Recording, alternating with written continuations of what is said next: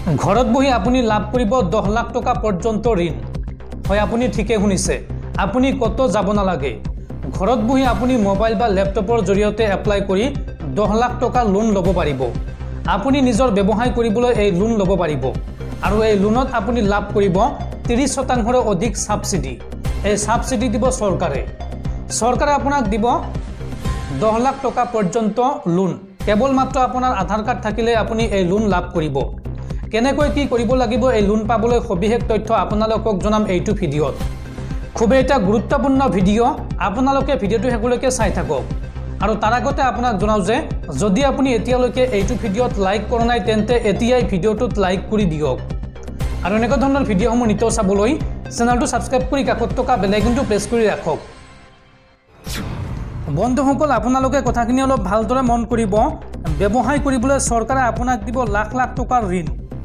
10 লাখ টকা পৰ্যন্ত ঋণ লাভ কৰিব আপুনি আৰু এই লোনৰ বাবে আবেদন কৰিবলৈ চৰকাৰে মুকলি কৰিছে এটা বিশেষ পোৰ্টেল ব্যৱসায় কৰিবলৈ আপুনি লাভ কৰিব লাখ লাখ টকাৰ ঋণ সহজতে আপুনি 10 লাখ টকা পৰ্যন্ত লাভ কৰিব ঋণ প্ৰধানমন্ত্ৰী এমপ্লয়মেণ্ট জেনেৰেশ্যন প্ৰগ্ৰামৰ অধীনত লাভ কৰিব এই ঋণ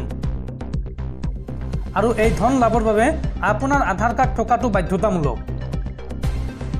যুৱ ব্যৱসায়ীসকলক চৰকাৰে প্ৰদান কৰিব এই ঋণ আৰু এই ঋণত গ্ৰাম্য অঞ্চলৰ লোকে 35% পৰ্যন্ত লাভ কৰিব ৰাজ সাহায্য আৰু চহৰাঞ্চলৰ লোকক 25% পৰ্যন্ত দিয়া হ'ব ৰাজ সাহায্য আবেদন কৰিবলৈ মুকলি কৰা হৈছে এটা বিশেষ পোৰ্টেল PMEGP পোৰ্টেলত গৈ আপুনি কৰিব পাৰিব আবেদন আৰু আবেদনৰ সময়ত আপুনি জমা দিব লাগিব প্ৰয়োজনীয় নথিপত্ৰ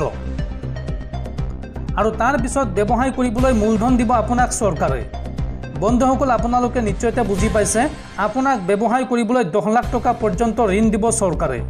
যদি আপোনাক দৰকাৰ হৈছে বা ব্যৱসায় কৰিম বুলি ভাবিছে তেন্তে নিৰ্দিষ্ট পোৰ্টেলত গৈ আপুনি এতিয়াই আবেদন কৰক